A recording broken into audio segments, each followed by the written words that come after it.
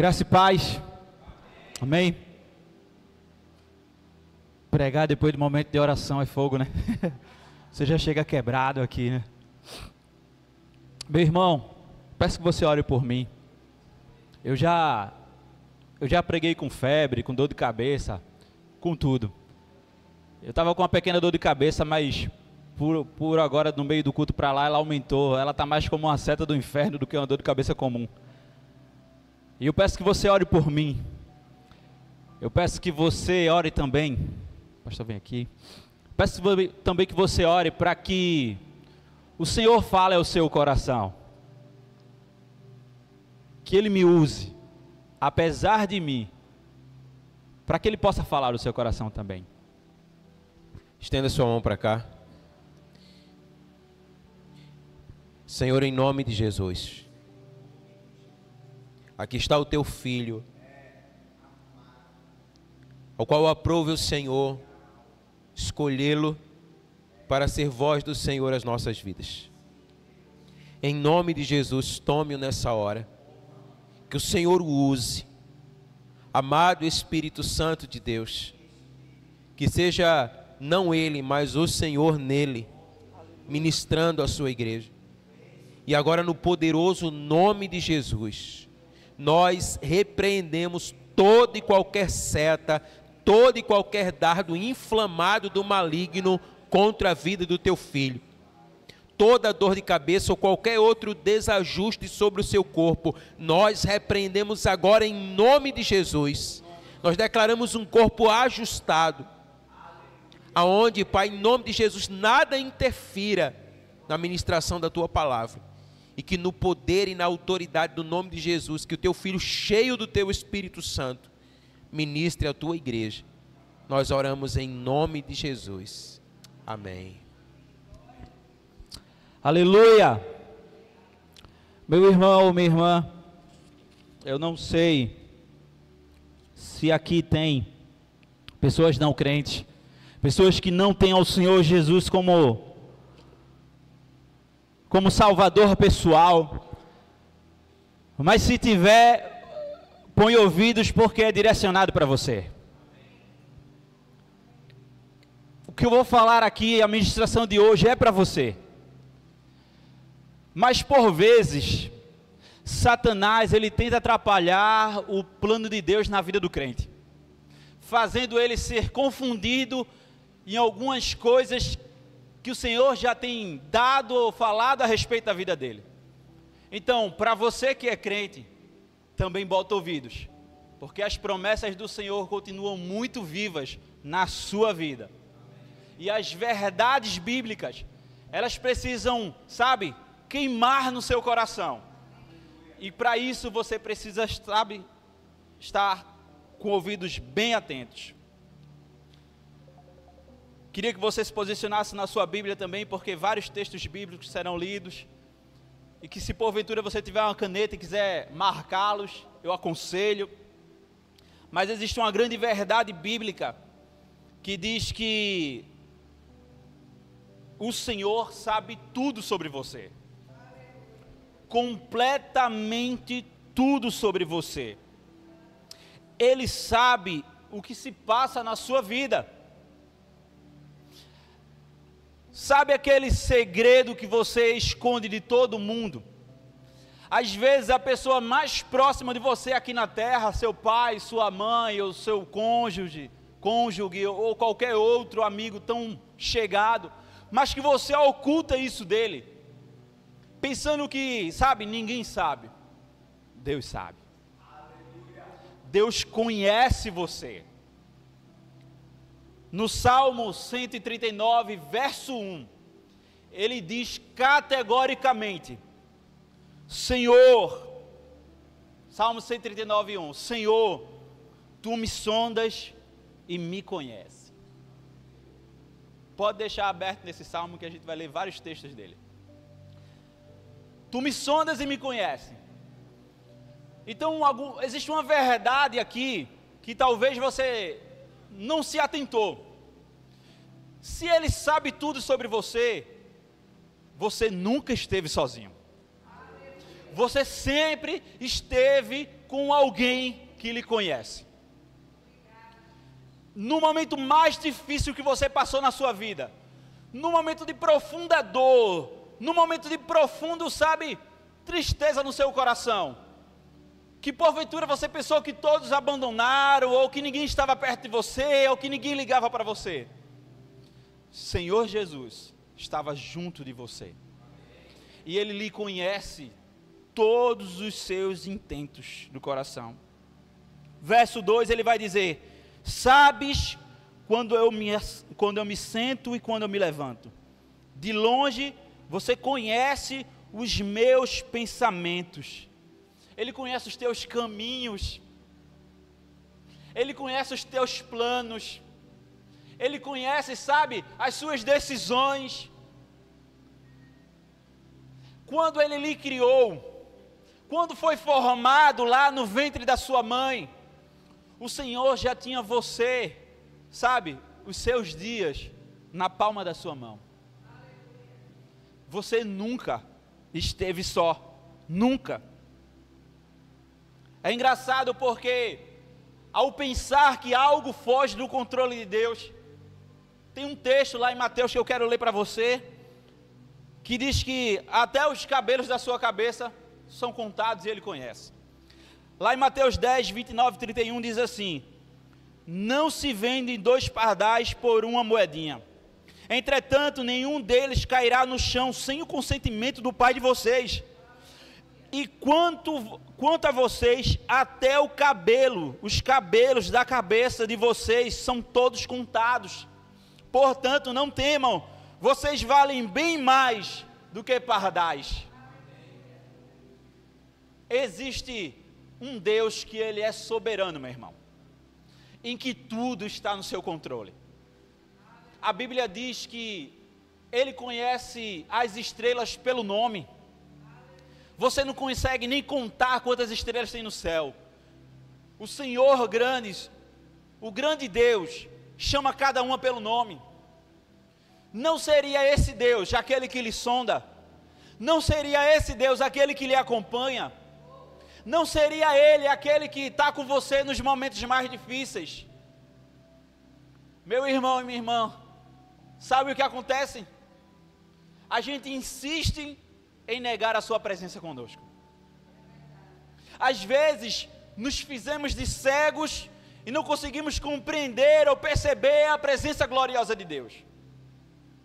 Nesse mesmo Salmo 139, ele vai dizer que nada se oculta da presença de Deus. Não existe lugar nesse mundo ou fora dele, o qual o Senhor não conheça e não esteja presente. Você nunca esteve só. Você nunca esteve só. Pois o curioso é que, além de não estar só, o Senhor idealizou você para amar você. Quando a Bíblia diz lá em Gênesis 1, 27, a respeito da imagem e a semelhança de Deus, ele fala assim, assim Deus criou o ser humano, a sua imagem, a imagem de Deus o criou, homem e mulher os criou. Quando Ele cria o homem, a sua imagem e semelhança, com Deus não existe crise de identidade. Deus, Ele ama, Ele se ama, amém? Porque Ele é amor, e Ele cria o ser humano à imagem daquilo que Ele ama. Ele criou o homem e disse assim, eu criei e eu o amo, porque Ele criou a sua imagem e semelhança, e Ele traça planos para você, planos de paz, planos de bem, porque você foi criado em amor, porque você foi criado em graça, porque você foi criado em poder de Deus. Meu irmão e minha irmã, quando Ele fala que a gente foi feito à imagem e semelhança, Ele também nos criou para que a gente vivesse, se movesse e existisse nele. Porque esse texto, ele é grandioso. Existe um texto lá em Atos que ele diz assim: pois nele vivemos, nos movemos e existimos. Isso aqui é brilhante. Pois nele nós vivemos, nós nos movemos e existimos, como alguns poetas de vocês dizem lá no Atos 17, 28, porque dele somos geração, porque nele vivemos, nos movemos e existimos. Isso quer dizer que você faz parte do plano de Deus. Deus criou você para que você subsistisse nele e não fora dele. É por isso que a completa negação do Deus Salvador, sabe, é algo estarrecedor para Deus. E que a vontade de Deus é que todos, completamente todos, e que ninguém escape da salvação dele. Porque o ato da criação foi para que a gente vivesse, nos movesse e se existimos nele. E existíssemos nele.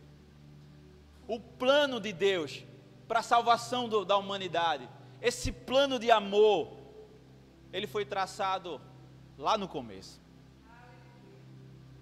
Quando você foi gerado no ventre da sua mãe. Quando você foi gerado no ventre da sua mãe. Ele não conhece, ele conhece, e assim a gente existe nele. Ele nos escolheu, porque ele nos planejava desde a criação. Olha o texto de Efésios que diz aqui, ó. Efésios 1, 11 e 12. Efésios 1, 11 e 12. Em Cristo fomos também feitos herança, predestinados segundo o propósito daquele que fez todas as coisas conforme o conselho da sua vontade, a fim de sermos para louvor da sua glória, nós, os que de antemão esperamos em Cristo. Isso é muito glorioso, porque ele está dizendo aqui que você foi feito com um propósito.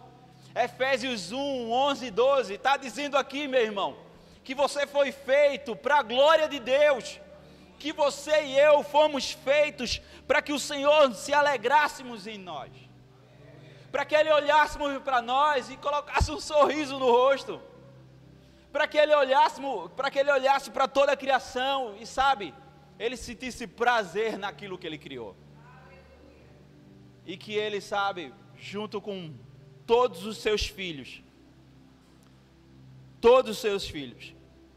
se alegrasse nele. É por isso que na história do primeiro casal, ao final da tarde, o Senhor tinha, sabe, prazer de descer e ter comunhão com o casal, Adão e Eva. O texto falou, eu acabei de falar aqui que o Senhor está em todo lugar, mas naquele momento era um momento reservado para estar na presença dEle. Ele vinha, o primeiro casal olhava para Ele, e ali eles tinham comunhão, e essa era a ideia para toda a criação, e se algo tentasse atrapalhar, se algo como o pecado que veio tentasse atrapalhar, ele já tinha um plano, sabe, de salvação, aguardando, esperando para pôr em prática. É por isso que o Senhor, Ele é uma bondade, um amor que excede a compreensão humana, que excede aquilo que compreendemos. É como a gente sempre fala, se você dependesse de mim para dar o meu filho para você, você morreria, porque eu dificilmente ia dar o meu filho para morrer por você. Mas o Senhor Deus estava preparado, e fazia parte do plano de salvação, dar o seu filho unigênito, por nós. E nisso, fica muito claro agora, que você nunca foi um erro, que você sempre foi planejado e desejado por Deus, que os seus dias, eles já estavam, sabe, no controle de Deus. Salmo 139, versículo 15 e 16. Ele diz assim, ó: os meus ossos não te foram encobertos, quando no oculto fui formado e entristecido e entretecido, como nas profundezas da terra, os teus olhos viram a minha substância ainda informe. E no teu livro foram escritos todos os meus dias, e cada um deles escritos e determinados, quando nenhum deles ainda existia. Quando nenhum deles ainda existia, o Senhor já tinha os seus dias no controle. Meu irmão, para pensar nesse texto. E é por isso aqui que a gente, como cristão, como crente, como adorador do Senhor, a gente é contra o aborto. Porque o texto está falando aqui, que quando eu era uma substância ainda informe, nem forma eu tinha, o Senhor já tinha escrito no seu livro os meus dias. Como é que eu posso interromper isso? Como é que eu posso, cortar isso? Como é que eu posso privar Deus da beleza disso? É por isso que o aborto é tão aterrorizante, é tão terrível, é tão miserável. Quando ele fala aqui que a substância estava ainda informe, é o ato da concepção. No ato da concepção, ali já é formado a cor dos olhos, o tipo de cabelo, a sua feição, geneticamente completo você já é no ato da concepção. E ali o Senhor já dá graça a você. E Ele já vislumbra, os seus dias. Ele já vislumbra isso. Você nunca foi um erro. Por mais que você não tenha sido desejado aqui no mundo espiritual o Senhor lhe aguardava. Por mais que você, não tenha sido planejado, Deus, o Senhor, aquele que de nada se oculta, aquele que tem os dias na palma das mãos, aquele que tem o universo e as estrelas pelo nome, Ele já tem os seus dias. Ele já desejava, já ansiava pelo seu crescimento. Você foi feito de uma forma admirável, de uma forma, graciosa.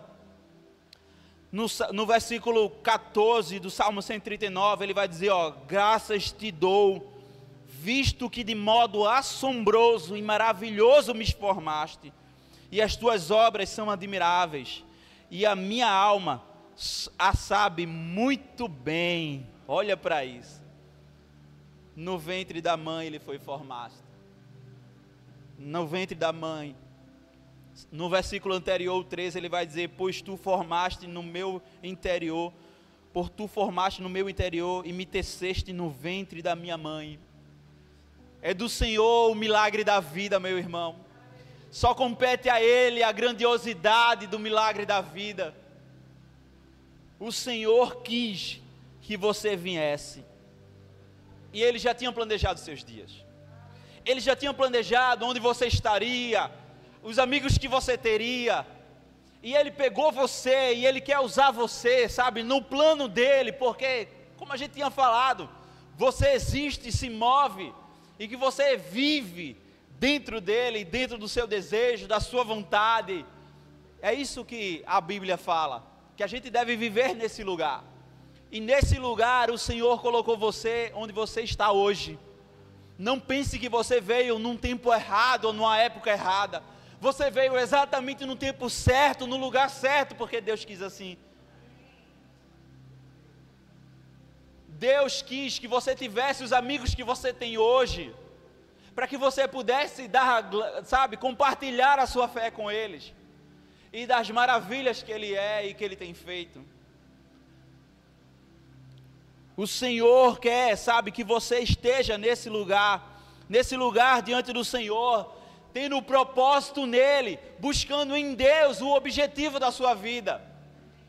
De tudo isso que eu falei aqui, meu irmão, agora pensa numa pessoa que não acredita em nada disso. Uma pessoa que não tem a Deus, como um Senhor, como um Salvador, como idealizador da sua vida. O que resta para ele é o egoísmo do mundo.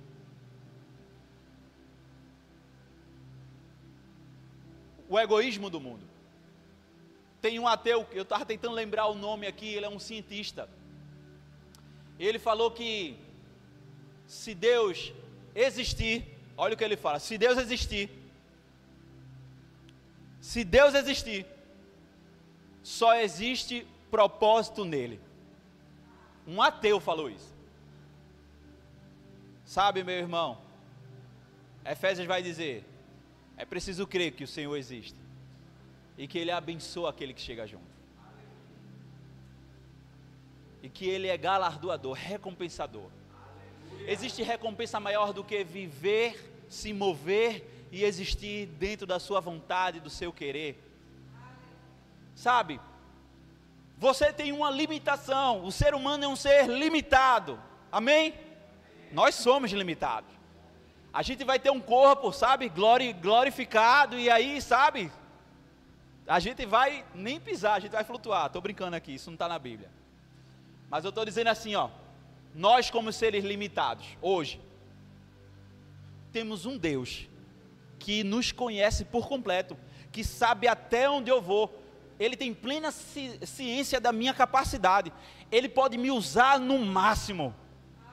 Ele pode me usar no completo, porque Ele sabe até onde eu vou. Quando a Bíblia diz, olha, eu não vou tentar você além do limite que você pode, é porque o Senhor conhece até onde você vai. Agora pensa, você sendo usado no seu máximo potencial. Nas mãos do Senhor é isso que acontece. Quando você se lança nas mãos desse Deus glorioso, Ele olha para você e faz, filho, eu lhe amo, e eu sei o que você pode alcançar. E se você viver, existir e se mover nele, meu irmão e minha irmã, você vai usar o seu cérebro, sabe, na capacidade que Ele deve usar você. Sabe, meu irmão, Deus é bom, e o que Ele quer para nós é um caminho de paz, é um caminho de bem, é um plano glorioso. É que nem o ditado diz, Deus é bom, o diabo não presta e os irmãos atrapalham tudo. Porque quem pode, sabe, atrapalhar esse caminho é você e eu. Às vezes a gente não quer se colocar dentro da vontade de Deus. Às vezes, sabe, o caminho é tão nítido, dizendo assim, ó, vai por aqui. Aí você, Senhor, mas por aqui não. Deixa eu pegar esse atalho aqui. Eu vou chegar lá, mas espera aí. Sabe? Às vezes a gente coloca, sabe, os bois na frente da carroça. Quer dizer, a carroça na frente dos bois. A gente coloca a carroça na frente dos bois. Sabe? A gente precisa entender que em Deus está, sabe, as maravilhas.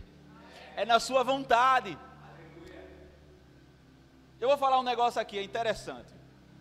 É mais para quem é crente.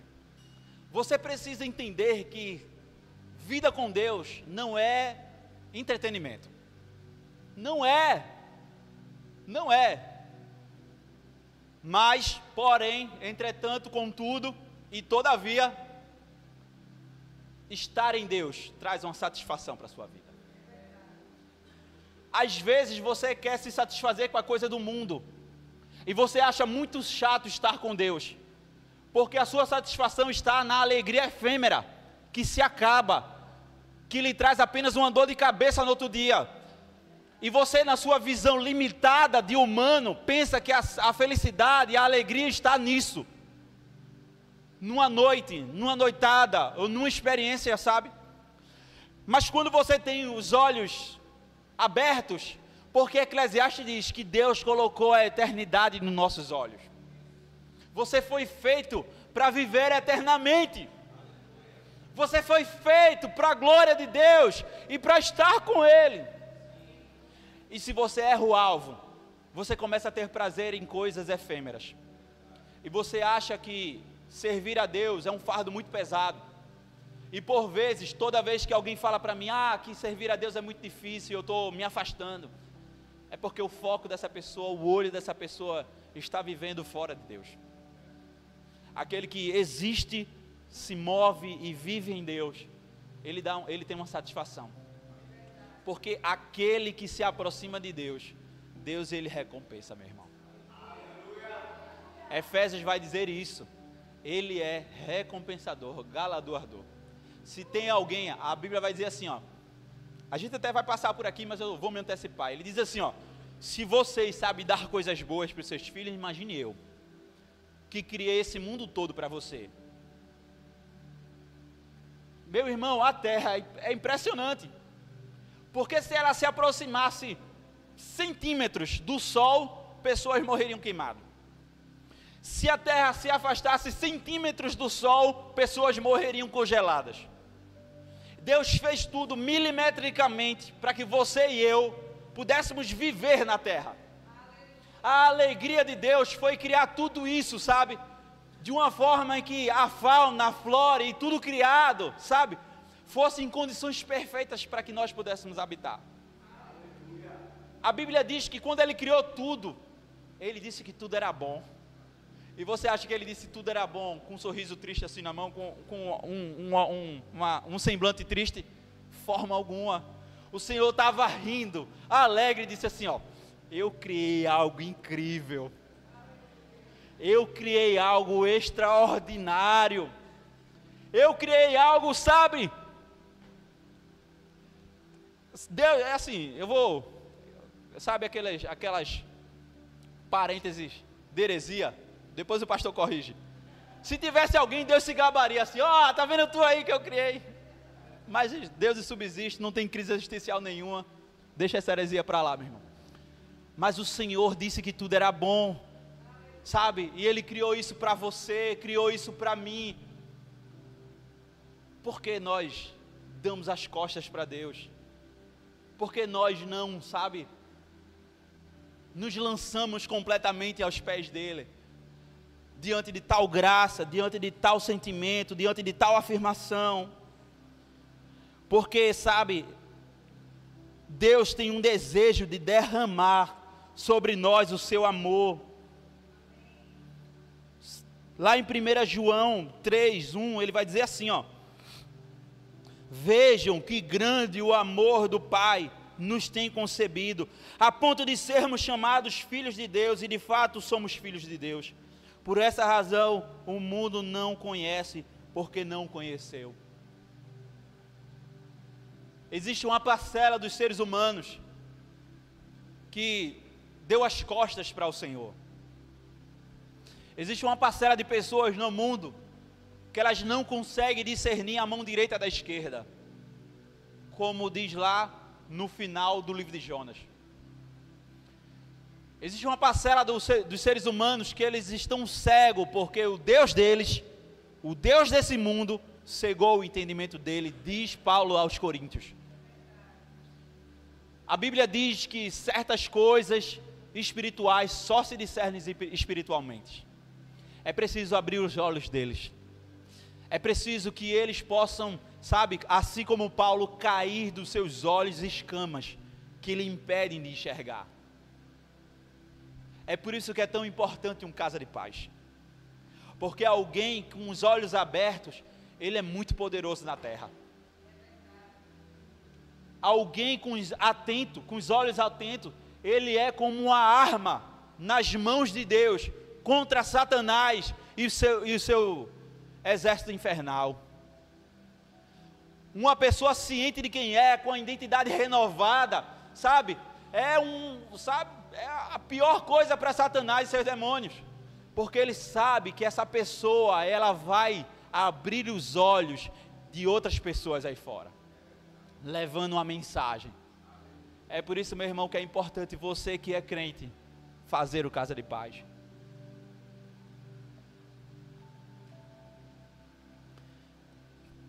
É por isso que é tão importante você, como crente, ser testemunha dele.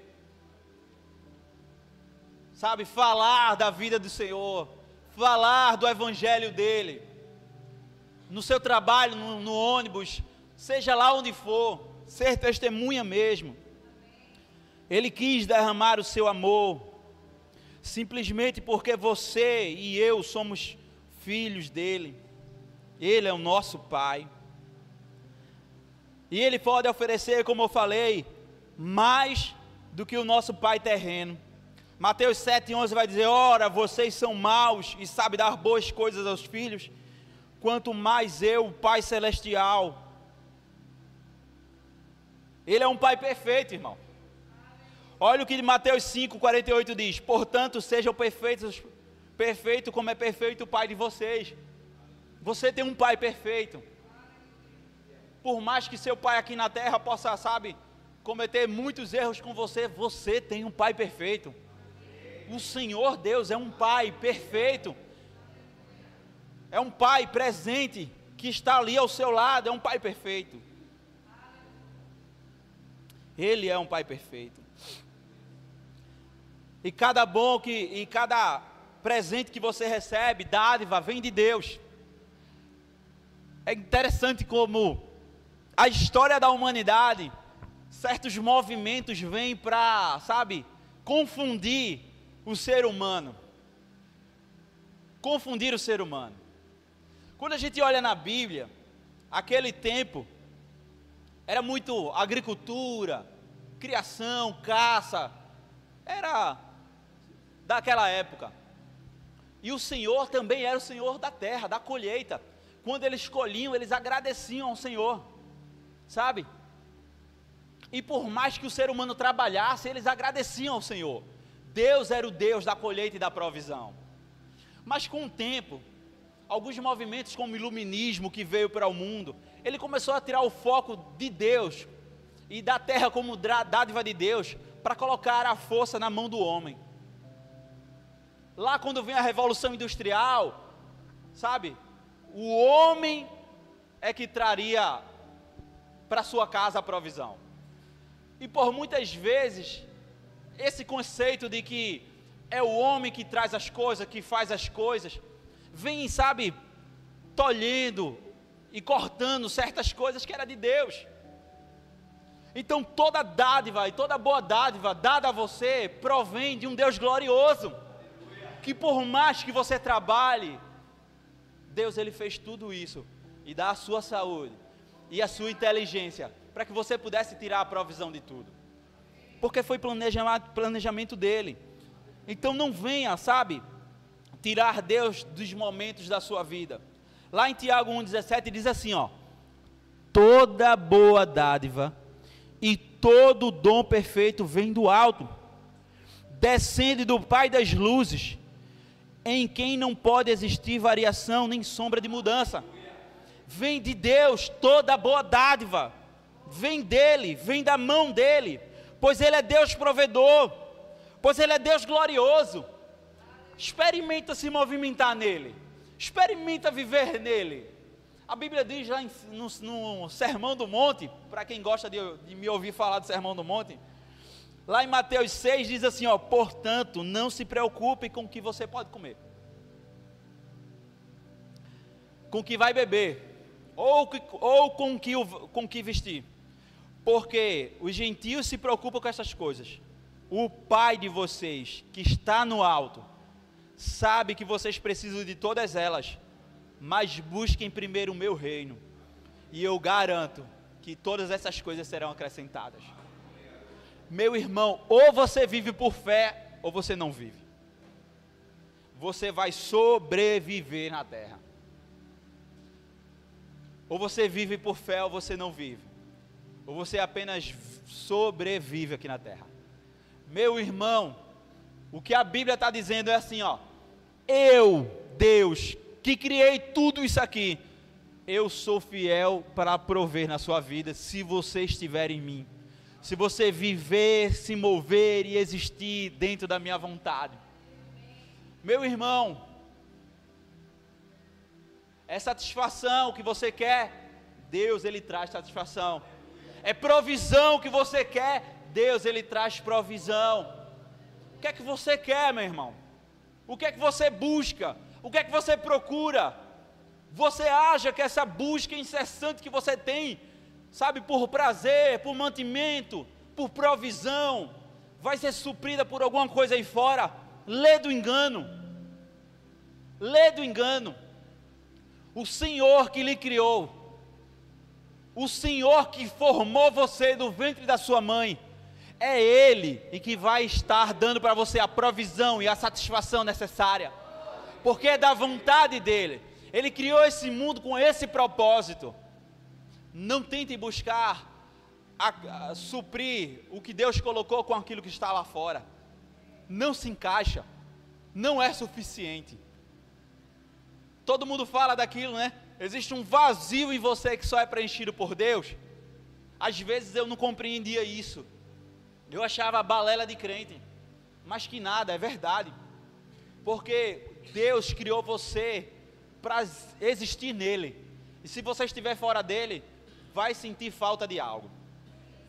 Você vai procurar, você vai tentar suprir com algo, porém não vai encontrar. Meu irmão e minha irmã, tem gente que adora rato, tem gente que adora boi, tem gente que adora a criação, mas esnoba o Criador. Tem gente que adora as coisas criadas, sabe? Mas não adora aquele que criou.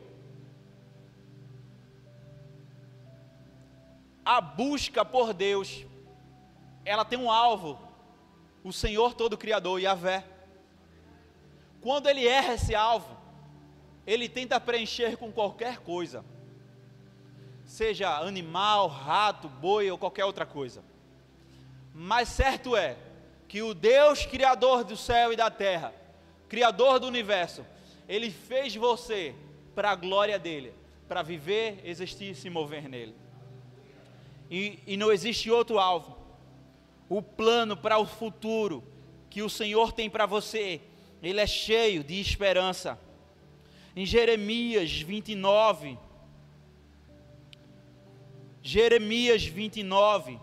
verso 11, ele vai dizer assim, ó: eu é que sei o pensamento que tenho a respeito de vocês, diz o Senhor, são pensamentos de paz e não de mal, para dar-lhes um futuro e uma esperança. O Senhor pensa assim de você. O que o Senhor tem para você é isso, um futuro, onde tem esperança, onde tem um futuro que tem esperança, paz e pensamentos gloriosos. Esse é o plano do Senhor, porque o amor que Ele ama, meu irmão, é um amor eterno. O amor de Deus, ele não é finito, ele não é de acordo com a circunstância de algo, Ele ama. Deus, ele é amor, e ele não é um amor comum, ele é um amor eterno. Jeremias 31:3 vai dizer assim, ó: de longe o Senhor lhe aparece dizendo, com amor eterno eu amei, por isso com a bondade eu atraí. Você é atraído, constrangido pelo amor de Deus. O amor de Deus é algo tão poderoso, tão glorioso, que atrai e que constrange. Sabe, quando você está diante dele, você, o que é que eu vou fazer, meu Deus? É muito amor. Aí você chora, você se lança, você, sabe, extravasa. Eu aconselho a fazer isso. Eu aconselho, não reprima não, sabe, expresse, porque é um amor grandioso que tocou você. Não foi algo comum, não foi algo rasteiro, não foi algo, sabe, que fez cócegas. Foi algo profundo que tocou você. Sabe, você deve se lançar para Ele, porque esse amor é isso. É um amor eterno que atrai, uma glória atraída, sabe? É Deus, sabe, os pensamentos, meus pensamentos, os pensamentos de Deus sobre vocês são incontáveis. Salmo 139, versículo 17 e 18, vê que versículo: que preciosos para mim, ó Deus, são os teus pensamentos, e como é grande a soma deles. Se eu os contasse, seria como os grãos da areia. De acordo, quando acordo, ainda estou contigo. É muito grandioso, meu irmão, é muito grandioso. Ele se alegra por você com um amor que renova, sabe, um amor com júbilo, um amor que todo dia se renova sobre você. Sofonias 3:17 vai dizer assim: ó Senhor, o seu Deus, o Senhor, o seu Deus, está no meio de você, poderoso para salvar. Ele ficará muito contente com você, e Ele a renovará no seu amor e se encherá de júbilo por causa de você. A Bíblia diz algo fantástico, que eu me aproveito disso, porque ele se estendeu a todos nós. A Bíblia diz que a misericórdia de Deus se renova a cada manhã. Meu irmão, a cada manhã. Sabe, Jonas ficou maluco com isso. Maluco. Existia um povo que Jonas odiava, que se dependesse de Jonas, todo mundo morria queimado, como Sodoma e Gomorra morreu. Mas o Senhor Deus disse: você vai pregar a mensagem de salvação a Nínive. Jonas fez: vou não, eu vou para Tarsis, eu vou fugir, porque eu quero que aquele povo morra. E aí aconteceu aquele rebuliço todo. A turma que era de outra religião terminou adorando ao Senhor. O cara que era para adorar ao Senhor estava fugindo dele. É interessante porque a Bíblia, contém todos os gêneros literários. O livro de Jonas é uma sátira. A gente tem o profeta que devia obedecer desobedecendo. O pessoal do barco, que era de outras religiões, eles acabam vendo a grandiosidade de Deus e adorando a Deus. Parece que está tudo invertido nessa história. Mas ele vai para Nínive. Quando ele começa a pregar a mensagem, adivinha, o povo se converte. Por quê? Porque o amor de Deus, meu irmão, ele é completamente extraordinário. As misericórdias do Senhor se renovou sobre aquele povo. A Bíblia vai dizer que todo mundo daquela nação fez jejum, colocou pano de saco. E quando você estava lá, passava uma cabrinha de pano de saco, porque até os animais vestiram pano de saco. Você estava aqui e um boi passava com pano de saco. Até os animais. E sabe o que Jonas falou para Deus? Jonas fez assim: ah, Senhor, bem eu sabia que o teu coração era mole. Eu estou contextualizando. Que o teu coração era mole, que se esse povo ouvisse a mensagem de salvação, o Senhor salvaria. Será que você, crente, será que você aguenta o tranco de Deus amar quem você odeia? Será que você suporta Deus amar aquele que você odeia? Mesmo pregando a mensagem,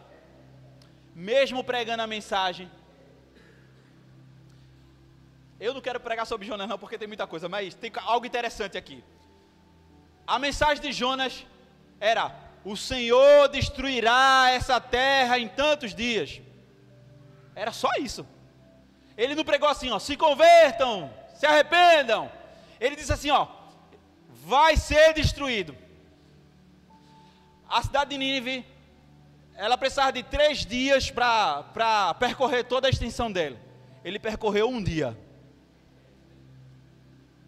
Ele não percorreu a cidade toda, ele não deu uma mensagem completa, mas aquele povo se converteu. Aí Jonas vai para um alto, para ter uma visão da cidade sendo destruída. Isso é tão verdade que ele fica irritado lá e Deus dá uma lição para ele. Sabe, meu irmão, de toda essa história, se Deus teve misericórdia de um povo tão mau como os ninivitas, por que Ele não teria sobre você? Por que Ele não teria misericórdia da sua vida, meu irmão? Por que Ele não teria misericórdia de você?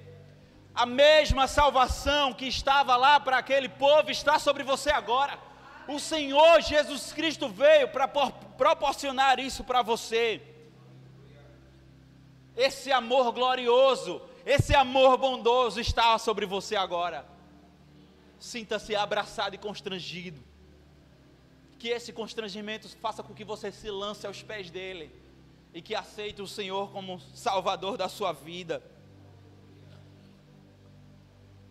Sabe, meu irmão, o Senhor é muito bom, muito bom. É um Pai que conforta nas nossas dificuldades. Quando seu coração está quebrado, Ele está perto de você. Sabe aquele Salmo 34,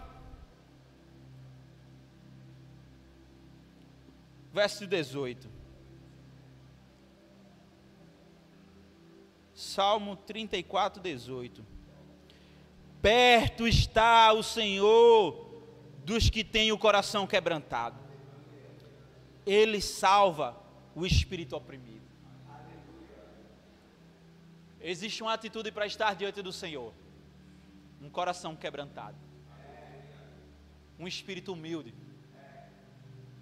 Lá nas bem-aventuranças diz que o reino de Deus é para aqueles pobres de espírito. Pobreza de espírito é aquele que entende que precisa do Senhor. Pobreza de espírito é aquele que sabe, que entende que não é suficiente para salvar a si mesmo, e que só há uma salvação num Deus glorioso, o qual enviou o seu Filho Jesus. E você olha para a sua situação e diz: Senhor, eu quero que o Senhor venha em meu socorro. Enquanto não tiver essa atitude, meu irmão, essa pobreza de espírito, esse coração quebrantado, o Senhor não vai agir. Mas o que o Senhor sabe, Ele gosta, é um coração quebrantado. Nossa, como Ele se alegra nisso. Quando a gente se lança em humildade aos pés de Cristo, o Senhor adora isso, sabe?